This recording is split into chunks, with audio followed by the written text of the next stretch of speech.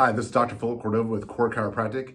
Today we're going to talk about three very similar mobility devices that can help you improve your posture. And they have different price points, but they all seem to do very similar things. So we'll talk about the pros and the cons of each and which one would probably work best for you. The first one we're talking about is the foam roller. So you've probably seen these around. We have these in our office. They typically can go for around 20 bucks, sometimes a little bit more, sometimes a little bit less, just depending on if there's textures or spikes or bumps on it. Next is the yoga wheel. So very similar device. You can get various sizes of this.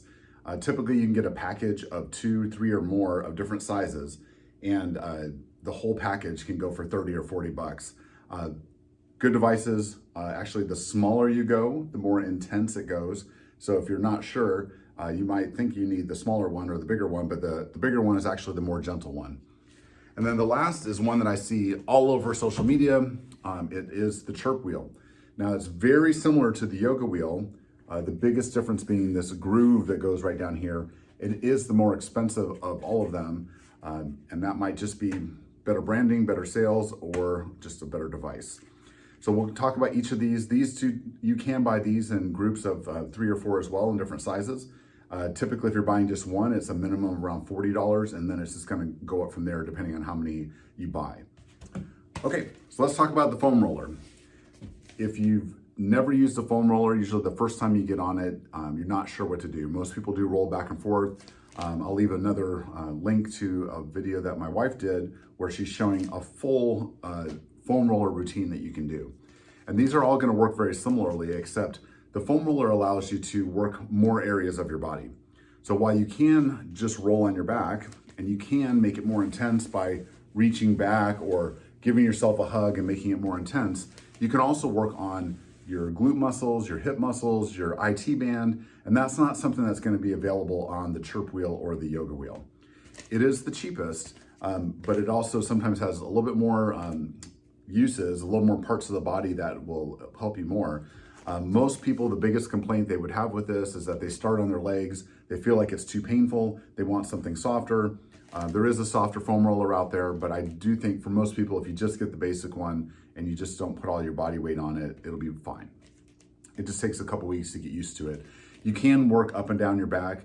I do not recommend that you go on your lower back with this. There's just not enough support there. But if we're gonna talk about thoracic mobility and being able to get this to move, this does the job fine for most people. And again, it's only 20 bucks. So we go with the yoga wheels. The yoga wheels come in different sizes. And like I mentioned before, the smaller the size, the more intense it is and the more focused, they say. But what it doesn't have over the Chirp wheel is that groove. So if we compare yoga wheel to Chirp wheel, you can see this groove, and you can probably tell that's the perfect width and depth for your spinous processes, the back part of your vertebrae, to fit in so that you can get a lot deeper into there and really help yourself out. Now, for a lot of people, it's really a matter of preference. I thought this worked fine. There's not a particular issue. Again, this is really only gonna help your thoracic spine and roll back and forth that way.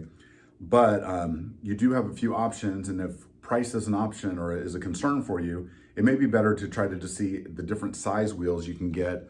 Buy yourself a few wheels, start with the less severe or less intense one, work your way up until you get to this one. You can do that.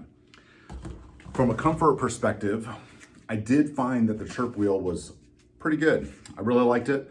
It was very comfortable. This is the 10-inch size, and it is able to fit right in there, like I said, in their spine. It rolls back and forth. You're reaching back, you're getting a lot more out of it. But I still felt about the same as I would using a foam roller.